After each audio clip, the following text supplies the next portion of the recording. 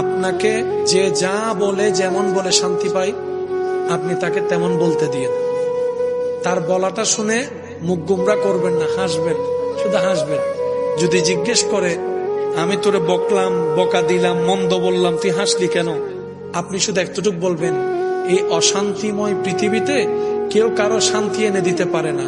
তা আমি ভাবলাম আমাকে 2টা বকা দিলে যদি তোমার মন শান্তি হয়, আমার নামে 2টা বদনাম করলে যদি তুমি শান্তি পাও, যাক আমি না হয় কষ্টই পেলাম, আমার আল্লাহর একজন বান্দাকে তো শান্তির ব্যবস্থা করে দিয়েছি, আল্লাহর একজন বান্দাকে শান্তির ব্যবস্থা করে দিয়েছি, তুমি শান্তি পাচ্ছ, এটা দেখেই আমার শান্তি লাগতেছে। মনে থাকবে ইনশাআল্লাহ। একটু কঠিন, কিন্তু বিশ্বাস করেন উত্তর দেওয়ার চাইতে বড় মজা হচ্ছে চুপ করে থাকা। প্রতিশোধ নেওয়ার চাইতে বড় মজা হচ্ছে ক্ষমা করে দেওয়া।